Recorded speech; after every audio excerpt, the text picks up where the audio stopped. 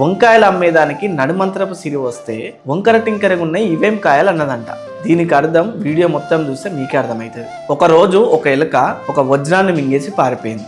ఆ వజ్రం యజమానేమో చాలా ఆందోళనతో ఎలుకలను పట్టడంలో దిట్టైన ఒక వేటగాడిని పిలిపించి ఎలా అయినా సరే నా వజ్రం తీసుకురావాలని, ఒకవేళ తెస్తే నీకు ఒక మంచి గిఫ్ట్ ఇస్తా అని ప్రామిస్ చేస్తాడు. వెంటనే ఆ వేటగాడు యజమానితో కలిసి ఎలుకల గుహలోకి వెళ్తాడు. అక్కడ చూసేసరికేమో కొన్ని వందల సంఖ్యలో ఎలుకలు ఒకదానికొకటి దగ్గరగా గుంపుగా తిరుగుతున్నాయి అన్నమాట. అయితే ఆ గుంపు నుంచి కొంచెం దూరంగా ఒంటరిగా కూర్చొని ఉన్న ఒక ఎలుకపై వేటగాడి దృష్టి పడ్డది. ఎటువంటి గందరగోళం లేకుండా ఆ ఎలుకను నేరుగా పట్టుకొని దాన్ని వజ్రం యజమానికి అప్పగిస్తాడు. ఇదంతా చూసిన యజమాని ఆశ్చర్యానికి లోనై ఆ ఎలుక కడుపులో ఉన్న వజ్రాన్ని తీసుకుంటాడు. ఆశ్చర్యంతో ఆ యజమాని ఇట్లా అడుగుతాడు అనమాట ఆ వేటగాడిని, అయ్యా ఇన్ని ఎలుకల మధ్య, ఇంత గుంపుగా ఉన్న ఎలుకల మధ్య ఇంత ఖచ్చితంగా అదే ఎలుకను ఎలా గుర్తించామని అడుగుతాడు. అప్పుడు వేటగాడు చిన్న చిరునవ్వుతో ఇట్లా చెప్తాడు అనమాట, చాలా తేలికయ్యా, మూర్ఖులకు నడుమంత్రపు సిరి తగిలితే వారు ఇతరులతో కలవరు, తమని తాము ప్రత్యేకమని భావిస్తారు,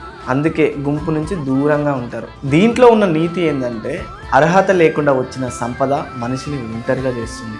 నిజమైన విలువలు ఉన్నవాడు ఎప్పుడు గుంపులోనే ఉంటాడు. గర్వంతో కాదు, గుణంతో వెలుగుతాడు. ఈ ప్రపంచంలో కూడా అకస్మాత్తుగా డబ్బు, పదవి, అధికారాలు వచ్చినప్పుడు కొంతమంది మారిపోతారు. వాళ్ళు వాళ్ళ నుంచి దూరం అవుతారు, అహంకారంతో ఒంటరిగా నిలబడతారు. అలాంటి వాళ్ళను గుర్తించడం చాలా ఈజీ. వాళ్ళ ప్రవర్తనే వాళ్ళని బయట పెడుతుంది అనమాట. అందుకనే మీరు కూడా బాగా గుర్తుంచుకోండి, ఎంత ఎదిగినా ఒదిగి ఉండాలి, మన కాళ్ళు ఎప్పుడు భూమిపైనే ఉండాలి. సో దయచేసి అందరూ అర్థం చేసుకుంటారు అనుకుంటున్నాం. వీడియో నచ్చితే లైక్ చేసి సేవ్ చేసుకొని మీ ఒపీనియన్ని కామెంట్లో చెప్పండి. అలానే ఈ రీల్ని ఎవరికి షేర్ చేయాలనుకుంటున్నారో వాళ్ళకి షేర్ చేసేయండి. ఇలాంటి మరిన్ని మంచి వీడియోస్ కోసం ఇప్పుడే మన పేజ్ని ఫాలో చేయండి.